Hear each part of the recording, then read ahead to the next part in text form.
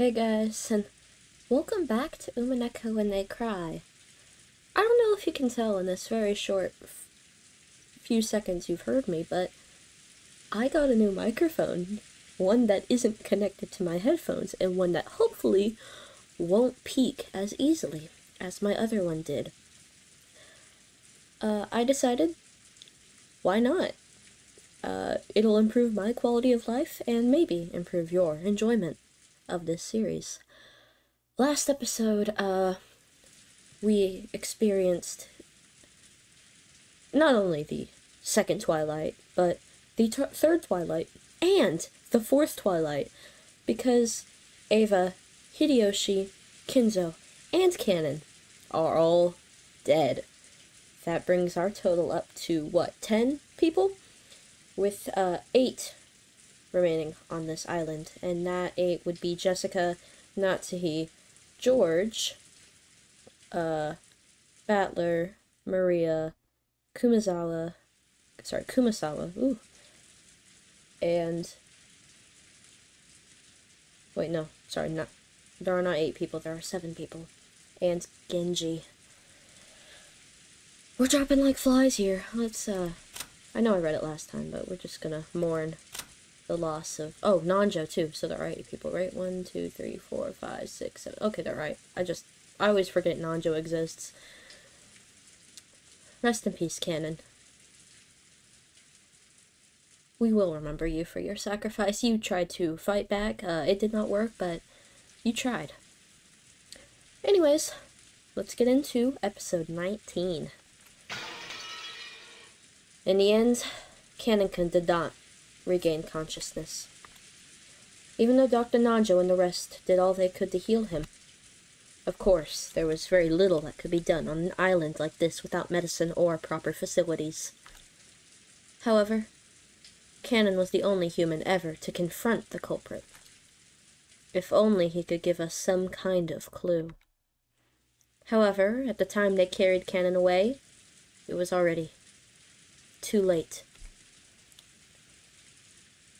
My sincere apologies. Without proper facilities, there was nothing I could do about such a serious wound. No, that's perfectly understandable. Thank you so much for giving it your very best. Dr. Nanjo's shirt had been sprayed by a violent spurt of blood, so it was easy to imagine the devotion with which he had tried to save Kanon's life, up until the last second. Jessica was crouched in the corridor, crying softly. She had probably been taking care of Kanon-kun until the moment of his death. George and Ikki tried to approach her with words of comfort, but when Jessica pushed him away, he stopped trying to force her to talk and left her alone.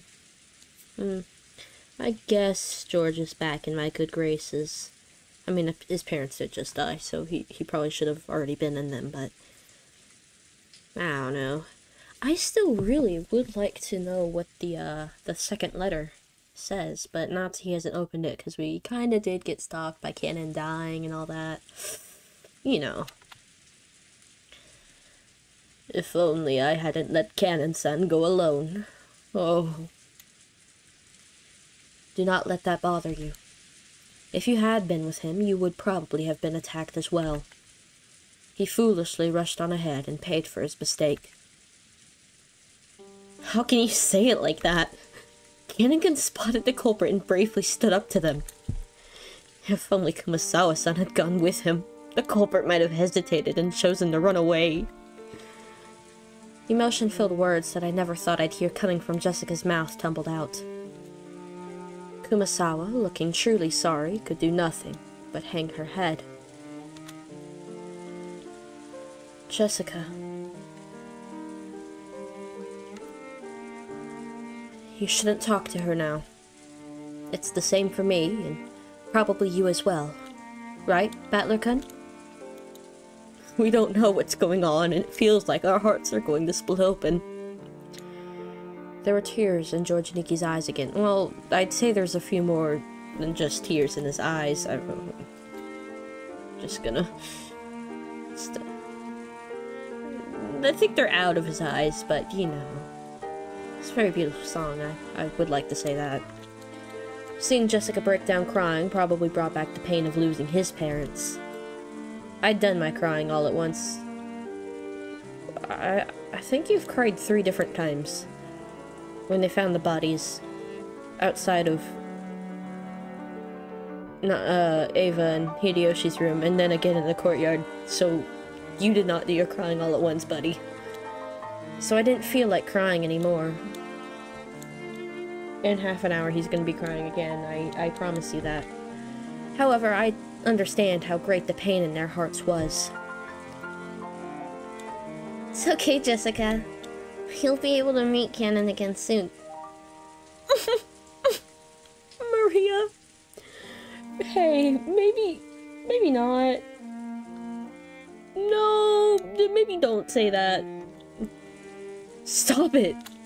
I don't need you trying to console me like that. Beatrice will resurrect the dead and even love that had just been lost. So you'll definitely be able to meet him soon.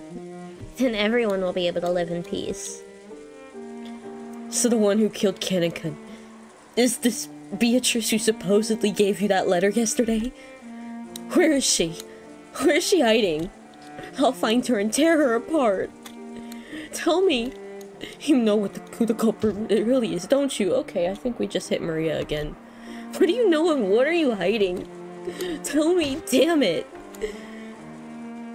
Milady, please stop. Beatrice exists.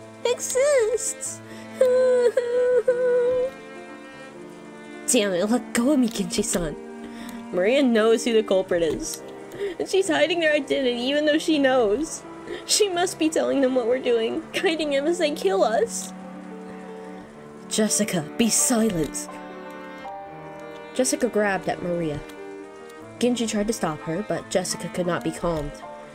The next thing I heard was the sound of Aunt Nazi slapping Jessica's face. Oh my god, what is with this family and slapping each other? This is very physical family, but in like the worst way possible.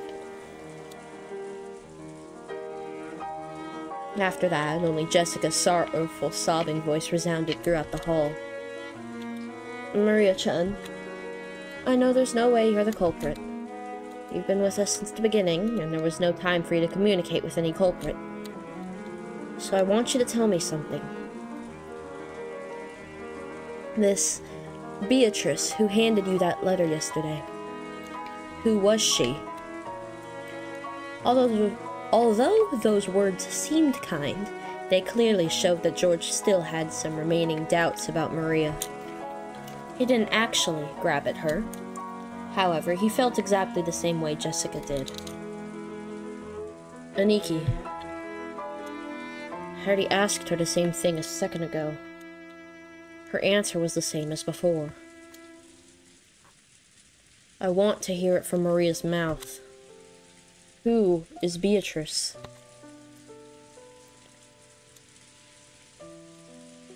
Even if I told you, you wouldn't believe anyway. What do you mean by that? Could it be the culprit someone we know well? And you're keeping silent because you're covering for them for some reason? Who gave you that letter? I got it from Beatrice. I'll say it no matter how many times you ask. I got the letter from Beatrice.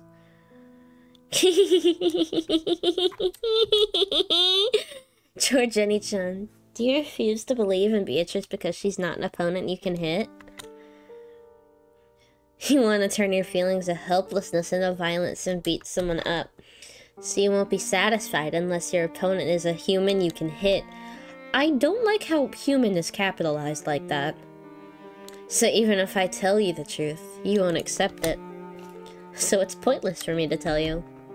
You won't believe. But I'll keep on saying it, because it's true. Beatrice exists.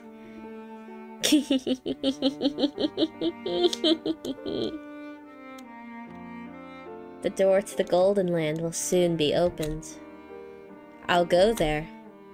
Beatrice promised. In that world, Mama is nice, Papa is with us and also nice. I want to go there right away. Everyone is afraid of Beatrice, but that's only natural. So calm yourselves. Beatrice said so herself. By the time the typhoon has passed, I'll have ended everything, she said. Ouch. Maria, I don't mind you being talkative, but let's leave it at that for now. Lest I hit you again, and worse. I'll bet this is all a pretty happy situation for you, since you're always going on about how witches exist. But keep that to yourself for now. Don't try to force that on other people.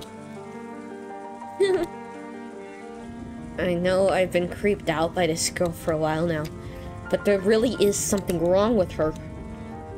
Don't you think so too, Rattler? Kenji-san? Kumasawa-san? What about you, Mom? Maria knows who the culprit is, and she's hiding it. Okay, maybe she hasn't done anything directly, but she's definitely working with the criminal. That's right, she's a spy. We can't let her stay with us any longer.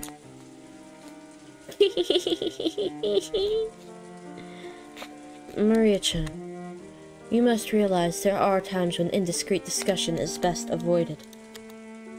If you keep adding oil to the fire, even I will get very angry. Damn, well, when you put it that way... Aunt Nazi glared at Maria with frightening eyes. Maria was used to Aunt Rosa's lifestyle of scolding, but she apparently hadn't built up a resistance to Aunt Nazi's quiet sort of scolding. Yeah, no, that's terrifying. I mean, she's 2D, and I feel the disappointment, like, coming off of her in waves. She shrugged and kept her mouth shut. A desolate feeling filled the room. It felt as though things would just get more complicated if anyone spoke. How many people have already died? 10. 6 people in Dad's group. After that, both Aunt Ava and Uncle Hideyoshi, Kanon-kun, grandfather. There are a whole 18 people on this island, supposedly, and 10 of those people have been killed. That's more than half of us.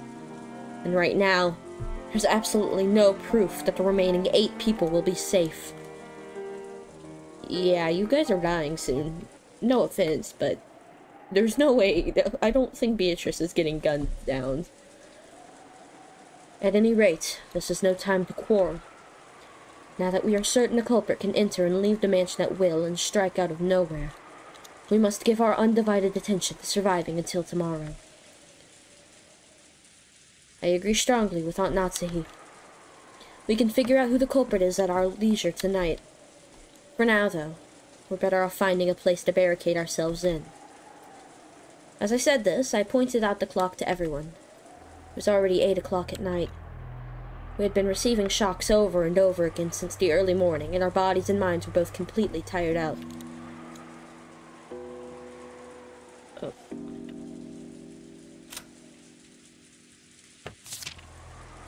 Oh, wait.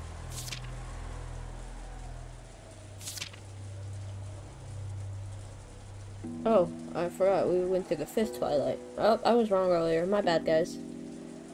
We're on the 6th twilight. Gouge the stomach. I really don't know who this could be.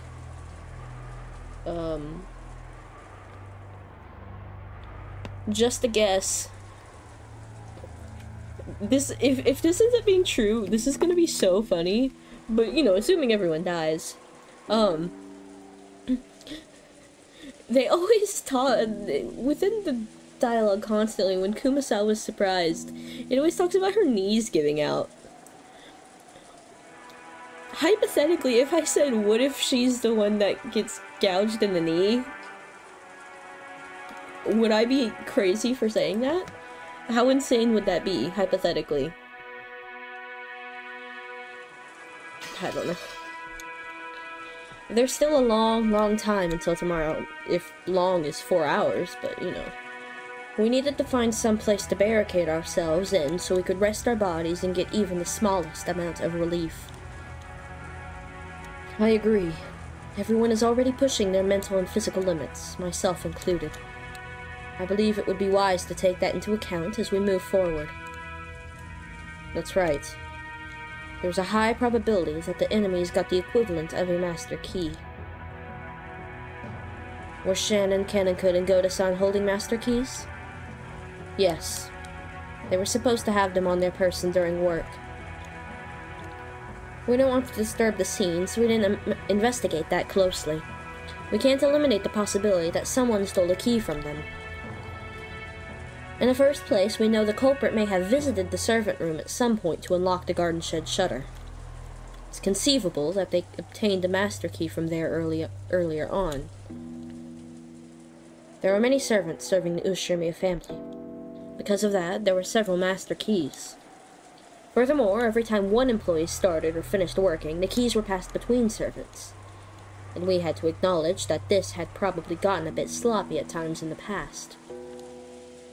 Even if they borrowed a bundle of keys from the pockets of one of the murdered servants, is there any safe place that even those keys couldn't open? Because of the nature of our job, we have been entrusted with keys to all of the rooms. All of them in the mansion and in the guest house. So in other words, no matter where we hole up and lock ourselves in, it'd just be pointless. Fine, who cares about locking up? If you're gonna come, bring it on, damn it. I'll beat you at your own game. The enemy won't approach us from the front. I don't know about the first 6, but if we look at what happened to my parents and Kanon, and even grandfather, the enemy has only gone after isolated people. They don't have the power to assault all of us openly in a secure room. That's right.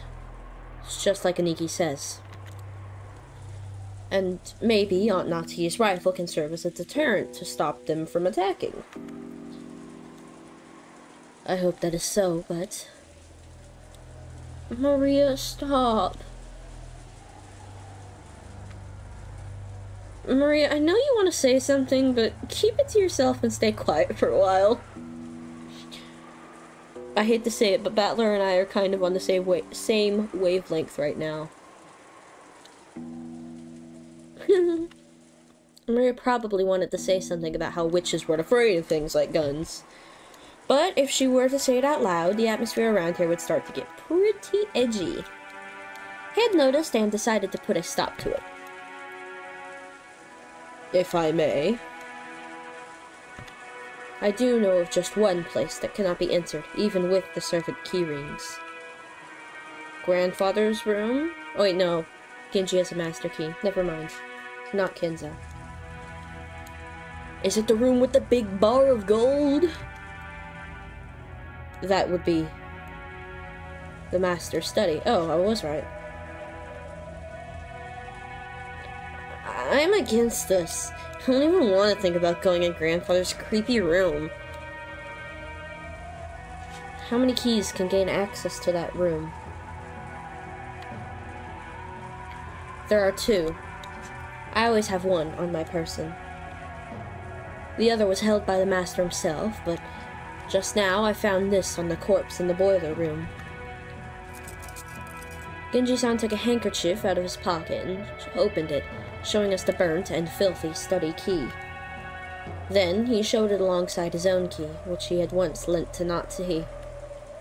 Normally, it would have been proper to leave the master's key for the police, but because of the master's orders to protect the safety of the study, I borrowed it for the time being. I see. Which means that Kinzo-san's study is the only place where we can be safe. It would appear that way. I don't even want to think about being shut up in that strange room all night, but it appears we must acknowledge that his room is safer than anywhere else right now. Even though grandfather locked himself in that safe room, the culprit brought him out and killed him. We can't be certain that it's truly safe, you know.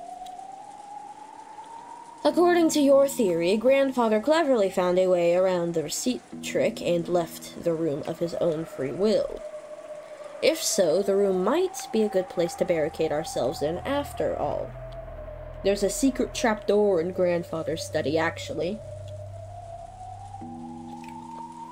Or he got teleported out or something like that. I mean, considering the closed door room we have with Ava and Hideyoshi's case, it's not out of the realm of believability. You're too optimistic, Aniki. However, at the same time, I thought he brought up a pretty interesting point. After all, this gives us a chance to question the enemy, the witch herself, about how the sealed door had been opened. If we assume the culprit used some technique to kidnap grandfather from his study, they'd have to show us the same trick again if they wanted to assault us in the study.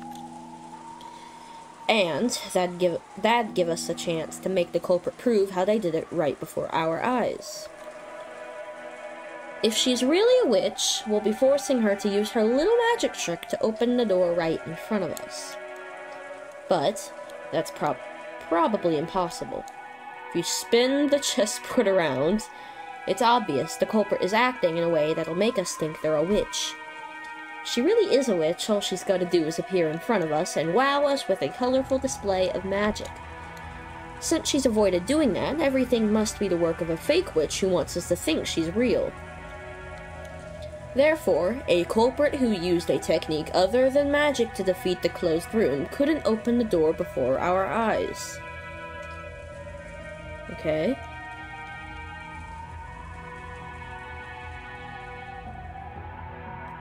I don't know. A culprit.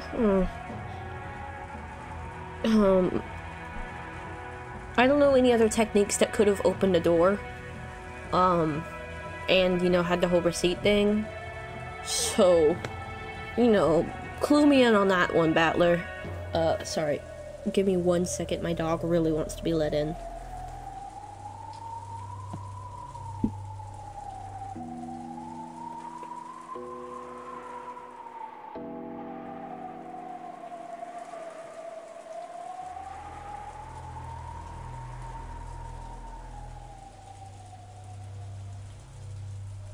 Okay, you had some brainstorm time. I hope you guys thought of any ideas, but I sure couldn't. Is grandfather's room big enough to stuff 8 people in? Yes. There is a bed, a sofa, and blankets, so while it is not luxurious, it will be more than suitable for spending the night. There is also a sink, a bathroom, a refrigerator, and a liquor cabinet. Well, there's 4 people who can legally drink. Whoa, that's incredible. But isn't that weird? You're saying he built another house inside his house? Yeah, Kinzo really enjoyed that tiny home lifestyle. It's pretty cramped for the last house of someone like our grandfather who bought a whole island and realized all of his dreams. Oh, Battler. Oh. That's right. After some point in time, Father probably couldn't feel at peace in any other place, even inside the mansion. We always sneered about how he shut himself up in there, and this time we're the ones who are gonna shut ourselves up.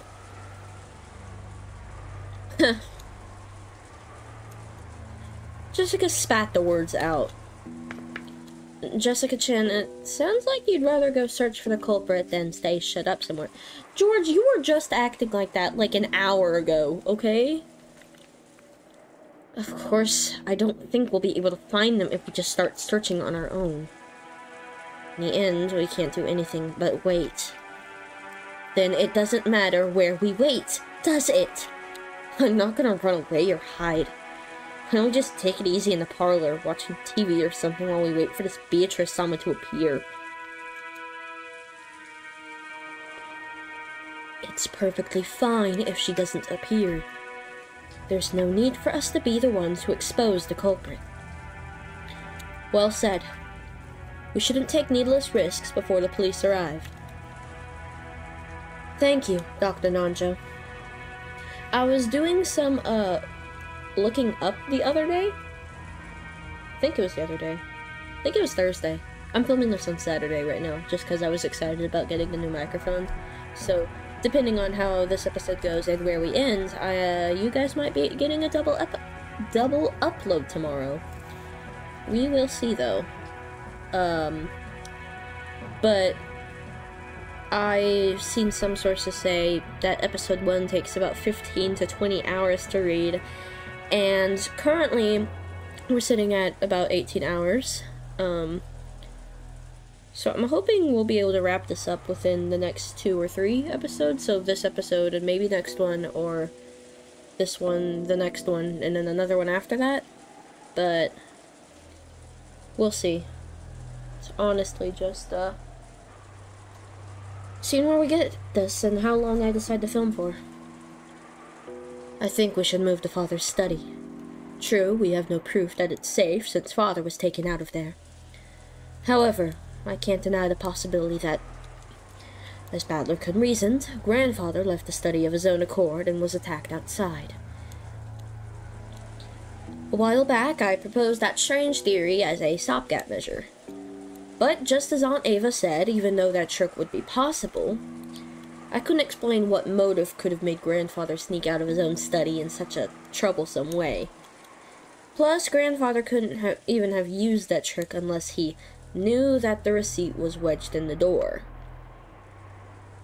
Aunt Ava hadn't pointed out that last part, but it's clear how absurd the theory was. So, does that mean the sealed door formed a closed room just as Aunt Ava claimed? Is it an undeniable fact that Aunt Nazi was the culprit? If Aunt Ava were here now, she'd probably make that claim openly and blow my strange theory away. But, anyway, I had to admit that a room with both a bed and toilet that all 8 people could be shut up in, and with only 2 keys, both of which were gathered here, had to be the safest place in the mansion right now. At the very least, I figured this would be better than just staying shut up in the parlor and hoping nothing would go wrong. But wait. Have we been safe only because we've been shut up in the parlor? What if leaving that room and moving to an unexplored location is actually more dangerous? It's useless, it's all useless. My flimsy head is about to break out in a fever. If I keep spinning the chessboard around right and wrong, we'll keep switching places over and over, and I won't be able to believe anything. When it seems like the culprit is one of the 18, I want to believe in Beatrice. And once I start believing in Beatrice, I start wanting to find the culprit amid the 18. That keeps spinning around forever, and in the end, my thoughts won't have taken one step from where they started.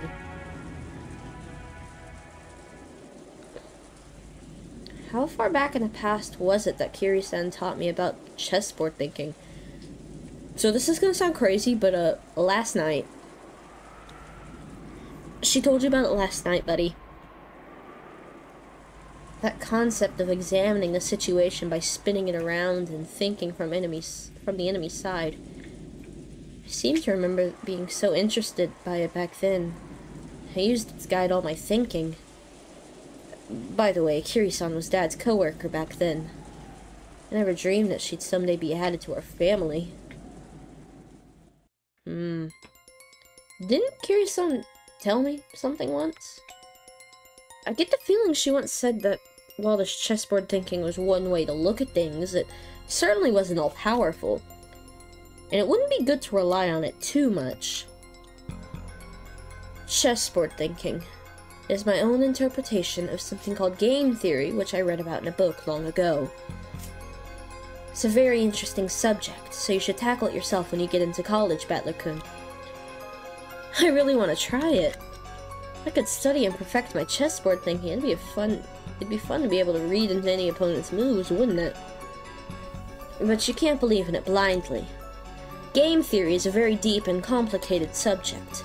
Chessboard thinking is just my interpretation that skims the surface of game theory. In order to thoroughly read your opponent's moves like you're imagining, you need to study your opponent. You know, this is like Akagi. You know, that manga that spanned, like, what, 20-something years? And it was all about one game of Mahjong? I think we should do it just like that. Same amount of time and everything. God, I love looking at the Akagi, timeline lined up with the, you know, real-world event timeline. Because, like, you'll have, like, finished first round of second game of Mahjong. 9/11. Sure. Oh my god. Now my dog wants out of my room. He wants to see me suffer.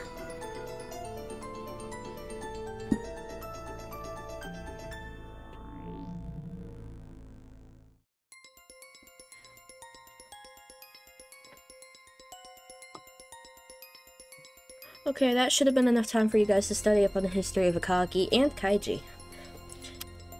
Additionally, while chessboard theory is convenient and practical, it isn't perfect. It has many weak points despite its convenience. Weak points? Yes. Chessboard thinking is founded upon game theory. When you thoroughly investigate game theory, it boils down to math.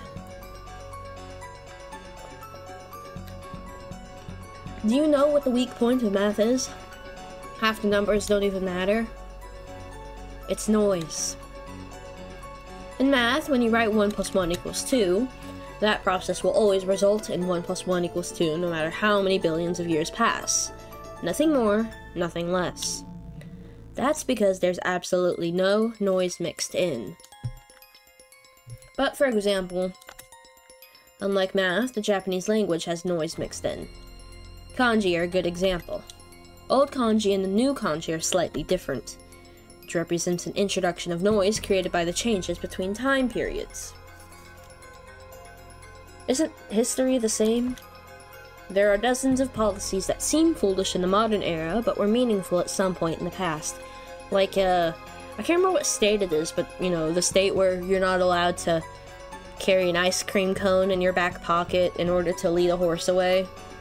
Or, well, it's just, you can't have ice cream in your back pocket. But it's because people would use the ice cream to lure horses away. Because the rules of chess are fixed, when a pair of experts are discussing one particular layout, it's possible they could reach the same conclusions whether they're from 100 years in the past or 100 years in the future. However, if the rules of chess had gone through massive changes over time, it's possible that a discussion about the same layout would have changed as well. And that's right. Events in the world of humans are normally full of noise. Aren't human emotions that way? Even if the exact same thing occurs more than once, there's no guarantee that humans will always act in a predictable fashion. The moment we try to use a math-based theory to predict someone's actions, we must be aware that our theory has built-in weaknesses and limits. Simply put, chessboard thinking is extremely weak against noise and fickleness, as well as mistakes or incorrect knowledge. That's right. Kiri-san definitely said that. If I'm being so honest, I don't remember her saying that. But that was also, like, what, 2 months ago? A month and a half? I don't know. Chess has always been a game where both sides play by the same rules and fight with the same conditions for victory. That's why it's possible for both sides to predict the other's moves. It's possible to read your opponent because you can always suppose they'll make the best moves they can find. But what if your opponent is fickle or a bit tired and makes a move that can hardly be called the best? Or what if this game actually has a special rule? Some unknown thing that only the enemy knows about and can use? In fact, what if the opponent actually has some goal other than victory? Think from your enemy's perspective. That's the basis of chessboard thinking. Which means, if you misread your enemy, the answer you draw from this process will be complete rubbish. Unless...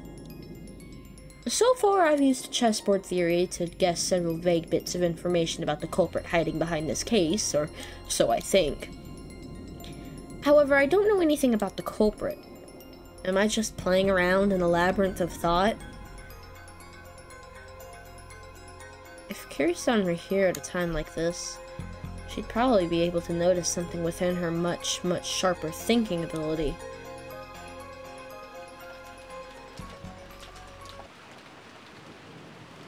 Until the very last moment, Jessica resisted moving into Grandfather's study. But in the end, Aunt Natsu persisted, and we decided to move there. Everyone was completely wrapped in paranoia by now.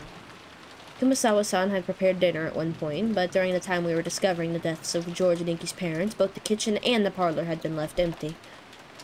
Someone suggested that the food might have been poisoned while we were gone. Because of that, we were unable to even touch the food that Kumasawa-san had taken the trouble to bake for us.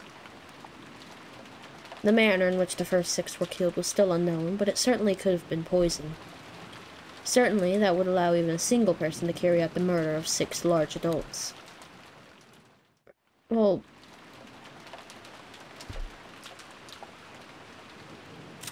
no offense, but it was not 6 large adults. Shannon was one of those, and she's just a teenage girl.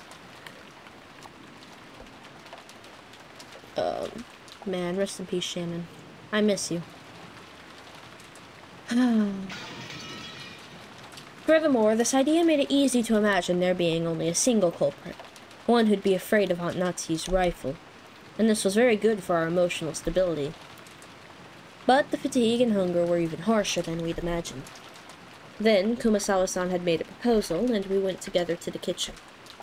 There, we gathered some canned food and other things that'd be hard to poison to take in with us. All of Kumasawa-san's efforts to reward us with just a little dinner on this savage day regrettably came to nothing. The food piled up on the serving cart looked just a little sad. Oh well. Can we read this letter? I really want to read this letter. We all started climbing the stairs. Aunt Natsu, who was in the lead, warily stared into the darkness with both eyes and the barrel of the gun. Once we dragged ourselves up to the 3rd floor, just as Aunt Natsu had warned us of beforehand, there was a mixture of a chemical smell and a sickly sweet aroma, a stench hanging in the air that felt like it was eating into our heads. I see. This kind of stench probably would give you a headache if you're shut in with it for a whole night. I know it's a little late, but I'm with Jessica. I vote against going into Grandfather's study. It felt like the stench was floating out from this magnificent door. It was the door to the forbidden study, which should defend against any who would enter. Is this not just the door picture from Natsuhi's room? While Genji-san unlocked the door, Maria stared at the door and the doorknob with great interest. Incredible door. Looks old and strict and like it'd stop any jokes cold. Perfect door for Grandfather's study. What, is she gonna say that, like, it's built in with sigils and stuff on it? Like, the wood's carved with Hebrew and sigils and all that? The power to ward off spiritual menaces is strong here. Beatrice probably couldn't open this door. Okay, so wards. That also works, I guess. Oh? What does that mean? Maria pointed at the doorknob. A scorpion crest. No, a design like a magic circle arranged around a scorpion was inscribed there. Oh, okay, no, I was right. That design. That's right. Isn't it just like those keychain charms Maria gave Jessica and me yesterday? The 5th magic circle of Mars is a strong ward against magic. Additionally, this magic circle is very diligently constructed and is full of power. Such a magic circle can be quite troublesome to beings of magic like Beatrice. Isn't that comforting? Are you saying we can escape even Beatrice's clutches in this room? Our little witch here sure is reliable. Then how did Beatrice get Grandfather out? Just as Battler reasoned. Beatrice can't go inside. However, she has both magic and familiars. Using them, she might have been able to get Grandfather to leave the study of his own accord. No, he was like, she was probably like, Kinzo, I'll give you a big ol' smooch if you come out here. And then he fell for it because he really wants her. And then, you know, once he got out, she tossed his body into the incinerator. Called it a day. I've read about that in manga. Seen a bunch of scenes where vampires were frightened of crosses, so they couldn't get close. But their familiars were just fine, so they made their familiars attack. Those scorpion keychain charms I gave you yesterday also had the 5th magic circle of Mars on them. The power dwelling within them was weak, but they should be enough to protect you until we leave the islands. Although it sounds like you've lost yours, right?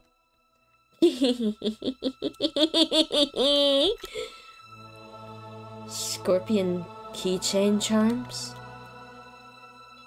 Yeah, the charm I gave you yesterday was something I got from Maria. I heard it would repel magic if you put it on your doorknob, and at the time I thought maybe it'd be better if you had it. Is that so? I thought it was an odd thing for you to be carrying around. Nazi put that on her doorknob? Yes. Last night, after hearing about it from Jessica, I hung it from the doorknob on the inside of my door. Not Nazi. You're really fortunate. If you did that, Beatrice probably couldn't even lay a finger on you yesterday. I think Beatrice must have been really annoyed.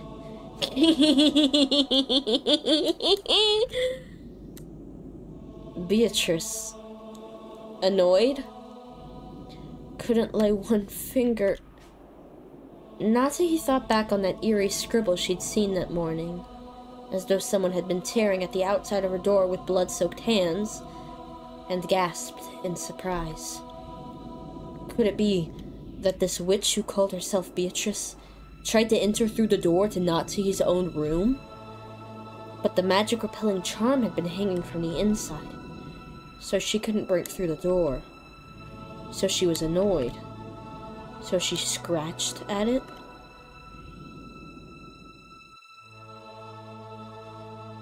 Quit it, don't talk about that. Witches don't exist. The culprit does. And they're human just like us. You need proof, why don't we dice her up and see if her blood's red? Damn it! Damn it!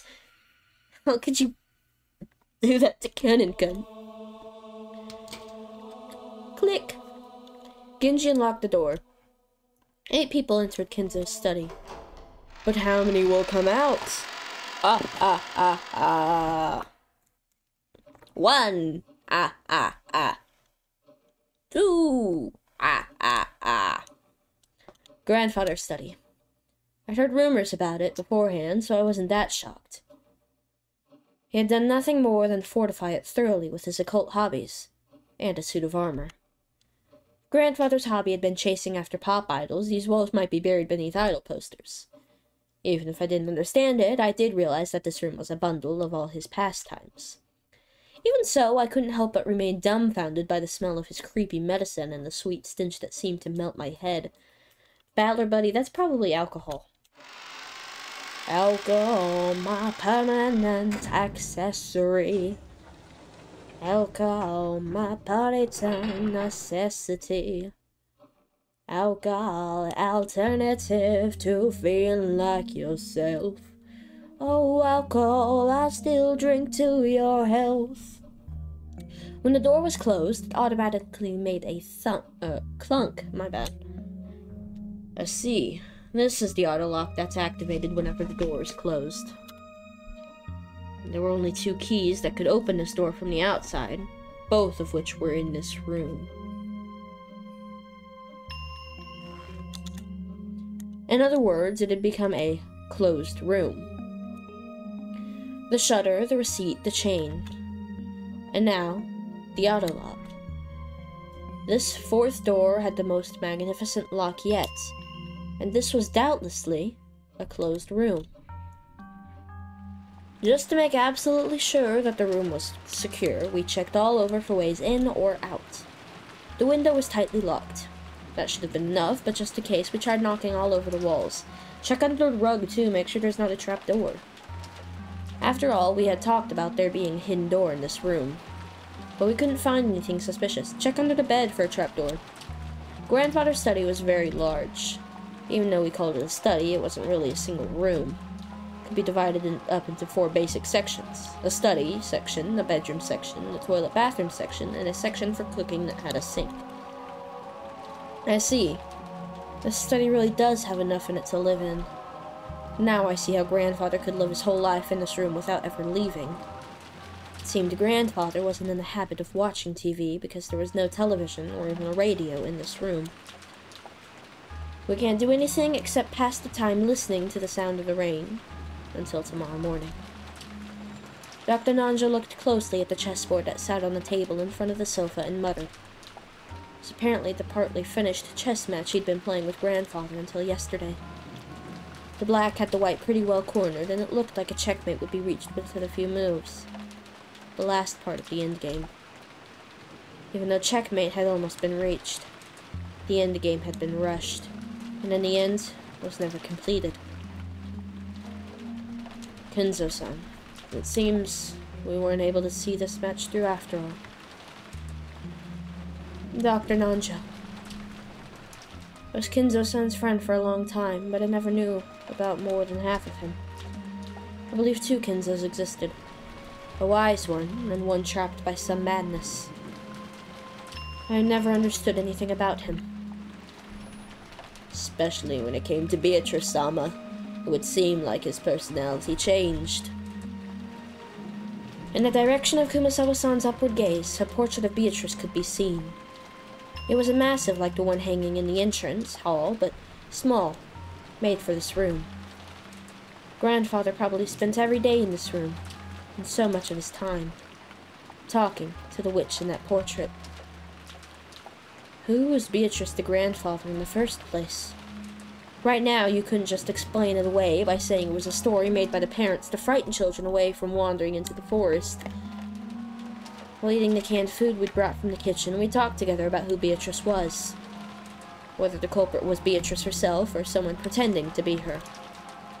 Whether they were a witch or a human, that was besides the point. The woman in this portrait was strongly related to the roots and background of this case. You couldn't talk about this case without talking about her.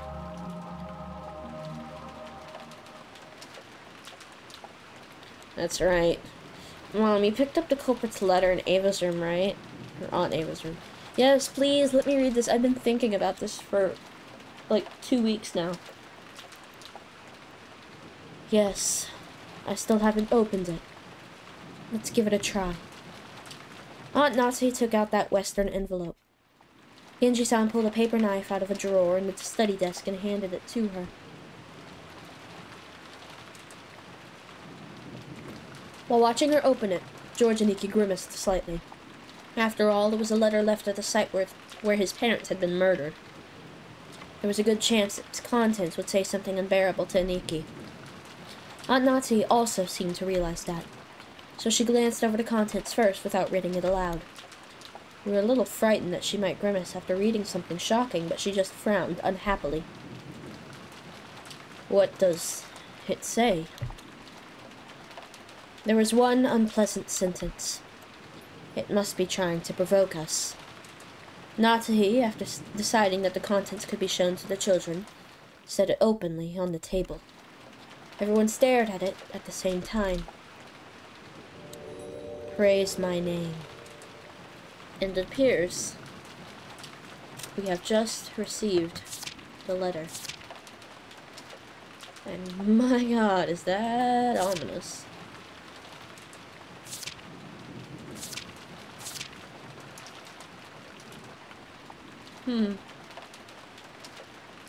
Well.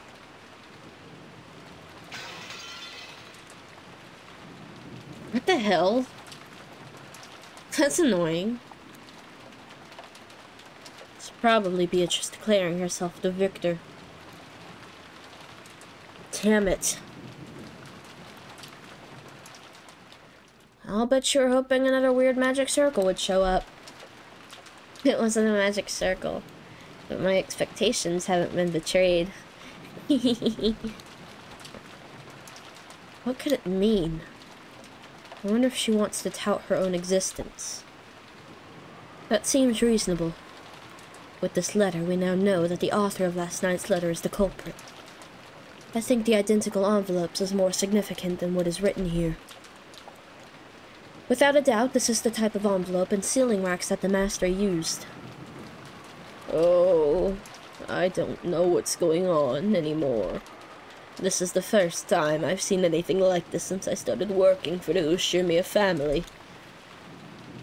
Going by last night's letter, Beatrice is claiming to be Grandfather's oldest confidant. Grandfather often said the same thing in the past, right? I spoke to Genji-san and Kumasawa-san, who nodded together. I guess that means you two know more about her than anyone except Grandfather. Could you tell us?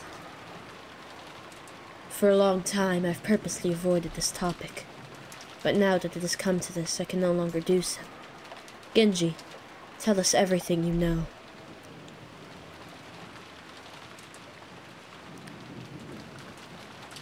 Genji-san didn't answer. Did he remain silent despite his knowledge, or did he know nothing at all? Still, I had a good guess. The ghost story of the witch Beatrice had long been defied among the servants. Deified among the servants. He had probably been very close to Grandfather in his occult hobbies. There was a good chance that he'd been indoctrinated with even weirder things and had increasingly come to deify the witch. Grandfather's most trusted servant, who had sworn loyalty to him, he might be the most influenced by the illusion of the witch that Grandfather had created. So there was only one reason for Genji-san to remain silent. He could speak, but it would definitely cause backlash, so it was better if he kept his mouth shut. And it wasn't like we'd believe him anyway. Something along those lines. A short while ago, Maria had been more than willing to speak bluntly and unrestrainedly. And that had earned her a scuffle with Jessica. It was natural for Genji-san to keep his silence.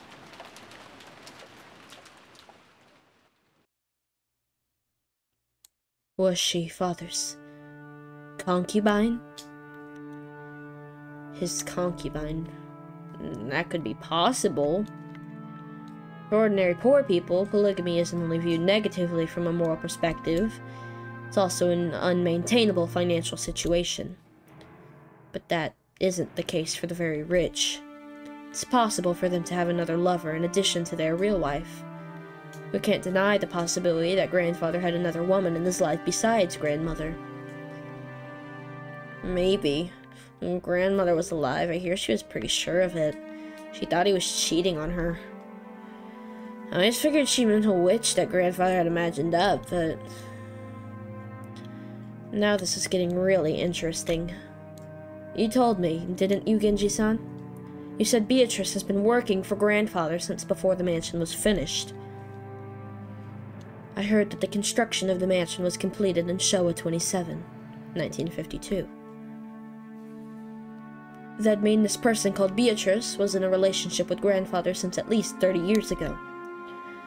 Could that concubine of 30 years ago, or maybe a relative or hidden child with that person, hold some kind of grudge and be planning revenge? I see, this is starting to sound just like your standard Western mansion mystery. This is kind of reminding me of a book I read a few days ago. It's called Strange Houses.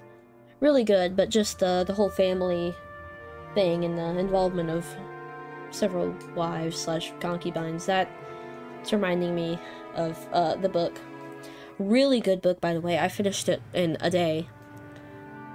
I mean, it wasn't that long, but still, I read it. Hardly could put it down.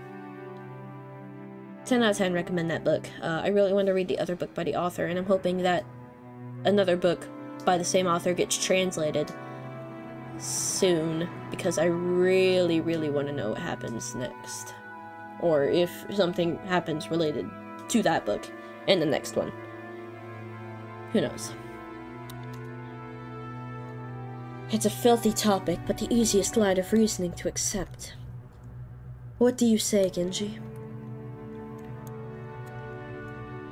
I believe the master was indeed in love.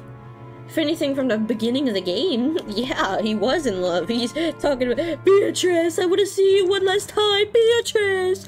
Beatrice, please, let me see your face. Beatrice! Those feelings were certainly stronger than what he felt for his late wife. Who is this person called Beatrice? And what's she doing now?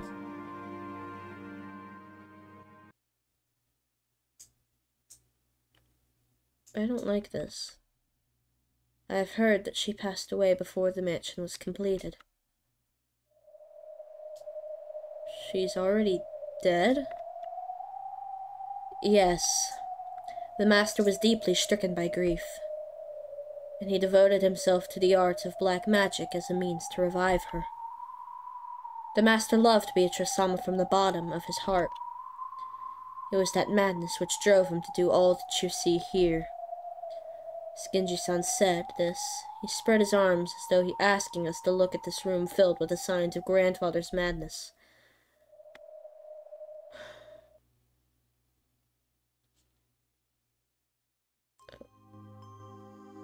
What? What's going on? Stop it. I didn't like that. We were all at a loss for words. Normally, black magic seems like it'd just be creepy, and it's really hard to imagine why someone might be so enraptured by it. Since Kinzo was just an eccentric who had restored the Ushimiya family amidst his madness, nobody had tried to understand him. The only thing on grandfather's mind had been the loss of a beloved woman, and his inescapable sorrow. Earlier, this room had seemed creepy, but in an instant it had changed into something we could understand completely. A love letter to the woman he loved and lost, one might say. The creepy books, the magic circles, the medicine, all of it. It all existed simply because he wanted to revive the face of a single woman who had left this world over 30 years ago. The master only told me about Beatrice Sama's story once when he was very drunk. Although I have forgotten the details. It was a deep, deep love, enough to make a woman like me jealous. When Kinzo-san succeeded the headship of the Ushimiya family, his marriage to his late wife had already been decided by the few surviving family elders. So, he was forced into a marriage with some woman who would benefit from the Ushimiya family. And that is correct. Kinzo-san was installed as the head who would revive the family and had to bear the entirety of that heavy responsibility. I do not pretend to know the details of when or where Kinzo-san first met Beatrice. I guess it'd be rude to say any more than that.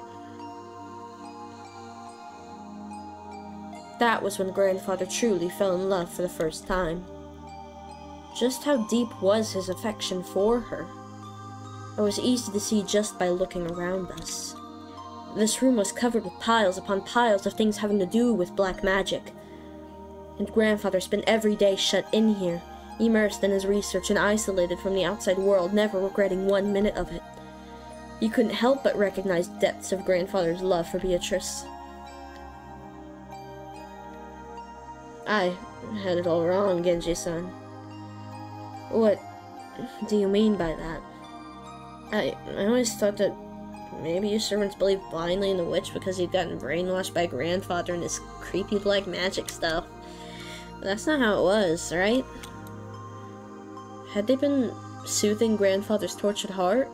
Acting as though Beatrice's soul at least had been restored and existed inside this mansion?